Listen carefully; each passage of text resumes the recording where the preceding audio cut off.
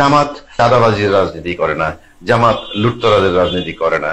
সুতরাং জামাত, কেউ হয়তো শুনলে ভাববেন যে জামাতের প্রশংসা আমি পঞ্চমুখ। নো, আমি বলছি তাদের গুণগত মান।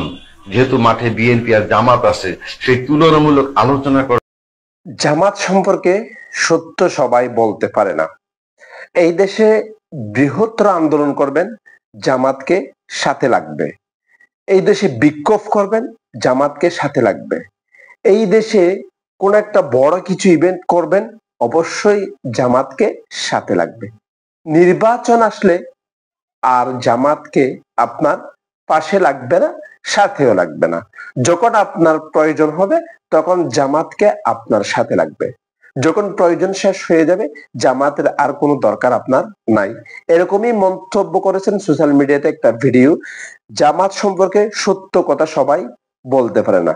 অ্যাডভোকেট আবু হেনা রাজ্জাকি সাহেব এই কথাটা সোশ্যাল মিডিয়াতে বলেছেন। যদিও তিনি জামাতকে পছন্দ করেন না, কিন্তু জামাতকে নিয়ে ইতিবাচক কথাগুলা তিনি তার মুখ থেকে সত্য স্বীকার করেছেন। হ্যাঁ, এই বিষয়টা আপনাদেরকে একটু শোনানোর চেষ্টা করব। তিনি কি বলেছেন, কেন হঠাৎ করে জামাতকে নিয়ে এরকম মন্তব্য করেছেন। ধৈর্য সহকারে পুরো ভিডিওটি দেখার চেষ্টা করবেন। ভিডিওতে যাওয়ার আগে ছোট্ট একটা রিকোয়েস্ট, আপনি যদি আমাদের এই চ্যানেলে নতুন হয়ে থাকেন, চ্যানেলটি সাবস্ক্রাইব করে রাখবেন। আর যারা অলরেডি সাবস্ক্রাইব করে ফেলেছেন তাদেরকে ধন্যবাদ জানাচ্ছি। চলুন আমরা আগে অ্যাডভোকেট আবু হেনা রাজ্জাকি ভাইয়ের সেই ভিডিওটা একটু দেখে আসি। জামাত চাঁদাবাজির রাজনীতি করে না, জামাত লুটতরাজের রাজনীতি করে না। সুতরাং জামাত, কেউ হয়তো শুনলে ভাববেন যে জামাতের প্রশংসা আমি পঞ্চমুখ। নো, আমি বলছি তাদের গুণগত মান।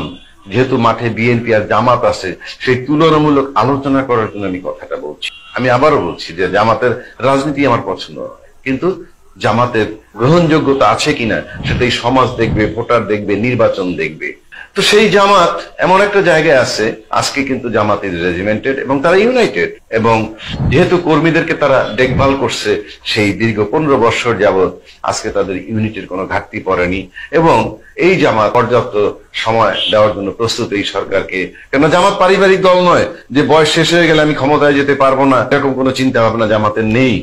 বয়স শেষ হয়ে গেলে আরেকজন বসবে, আরেকজন ক্ষমতা চালাবে, এবং সেটা পারিবারিক নয়। এবং জামাত ইতিমধ্যে নিজেদেরকে সেকুলারও প্রমাণ করছে। আমি দেখছি জামাতের যে আমির, বর্তমানে আমির, তার সিলেটে নাকি ওমেন্স মেডিকেল কলেজ আছে, যেখানে 1400 প্লাস ডাক্তার, নার্স, স্টাফ মিলিয়ে তার ভিতরে 270 জন হিন্দু, বৌদ্ধ, খ্রিস্টান কর্মরত আছে, ডাক্তার সহ।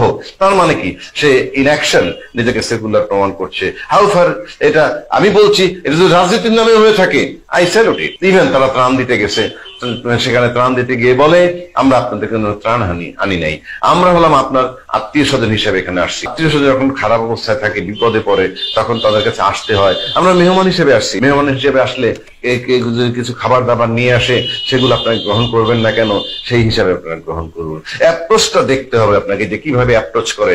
আমরা বুঝি রাজনীতি সব জায়গায় আছে, কিন্তু অ্যাপ্রোচটা তো সুন্দর। ঠিক এইভাবে এই অবস্থায় জামাতের গ্রহণযোগ্যতা বাড়তেছে। পক্ষান্তরে আমি যদি বিএনপির দিকে যাই, 5 তারিখের পরে 6, 7, 8, 9, 10, 11 আমরা পত্রিকায় পেয়েছি চলছিল বিএনপির তাণ্ডব নানান জায়গায়। অর্থাৎ তারা, আমি নেগেটিভ পজিটিভ অর্থে যাচ্ছি না, কিছু ঘটনা ঘটেছে। এবং সমন্বয়কারীদের পক্ষ থেকে বলা হয়েছে, বিশেষ করে ইঙ্গিতে বিএনপির কথাই মিন করেছে, যে আগে যারা চাঁদাবাজি করতো তারা পালিয়েছে, এখন সে জায়গায় নতুন চাঁদাবাজরা ঢুকেছে, আমরা সেটা অ্যালাউ করবো না, তাদেরকে আইনের হাতে সোপর্দ করব। পাশাপাশি বিএনপির কেন্দ্র থেকেও একই কথা বলা হচ্ছে। কথাগুলো শুনতে ভালো শোনা যায়। আমি এই কেন শুনতে ভালো শোনা যায়, আমি বিএনপির পাটকর্মীদের করুণ অবস্থা গত 15 বছর দেখেছি। তারা কি পরিমাণ দৌড়ের উপরে ছিল, কি পরিমাণ ঝামেলায় ছিল, কি পরিমাণ মামলা হামলায় ছিল। যে বাচ্চাটা, যে ছেলেটা একটা ছোট্ট চাকরি করতো 22-23 বছর বা 25 বছরে, সে তার চাকরিটা হারিয়েছে, কোম্পানি তাকে চাকরিচ্যুত করে দিয়েছে। যার ছোট একটা ব্যবসা ছিল, মামলার তাড়নায় হাজিরা দিতে দিতে সেই ব্যবসাটা নষ্ট হয়ে গেছে, বহু ফ্যামিলি ধ্বংস হয়ে গেছে। জামাতের মতো বিএনপি নেতারা তাদের খবর রাখেনি, আমি যতটুকু দেখেছি। কেউ যদি ব্যক্তিগতভাবে এসে বলে আপনি জানেন কিনা, সেটা অন্য প্রশ্ন।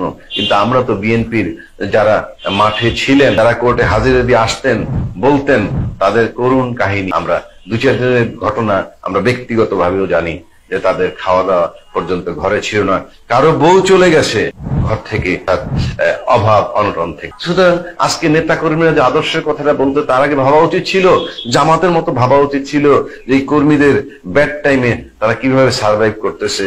1 লক্ষ 1.25 লক্ষ মামলা, যারা নেতা গোছের টপ লেভেলের কই, সবাই তো ফ্রি আছেন, মামলা হয়েছে ভিতরে গেছেন আবার বাইরে চলে আসছেন, মামলা তাদেরকে স্পর্শ করেনি। কিভাবে করেনি, কেন করেনি, সেটা আলাপে যাচ্ছি না। বিএনপিতে এরকম হাজার হাজার লোক ছিল যাদের শত শত কোটি টাকা আছে, তারা কি পারতো না জামাতের মতো অর্গানাইজ হইতে এই বিএনপির এই ছেলে পিলেগুলো লালন পালন করতে? কম বেশি পেটে ভাতেও যদি রাখতো তাহলে তো আজকে এস আলমের গাড়ি নিয়ে কথা উঠতো না, কিংবা ওই যে যেই জায়গাগুলা আগে আওয়ামী লীগের চাঁদাবাজি করতো সেখানে বিএনপি নাকি এসে চাঁদাবাজি করতে বলে, প্রশ্নগুলো আসতো না। খুব বেশি চাওয়া পাওয়া নাই মাঠের কর্মীদের, চাওয়া পাওয়া কিন্তু নেতাদের। লুট করে নেতারা হাজার হাজার কোটি টাকা। বিএনপি, আওয়ামী লীগ, বা অন্য দল, আমি জামাতের লুটের কথা আমি বলতে পারি না। মানে আমি যদি বলি যে জামাত লুট করছে, কেউ আমাকে বলে, তাইলে আমাকে বলতে হবে যে প্রমাণ দাও।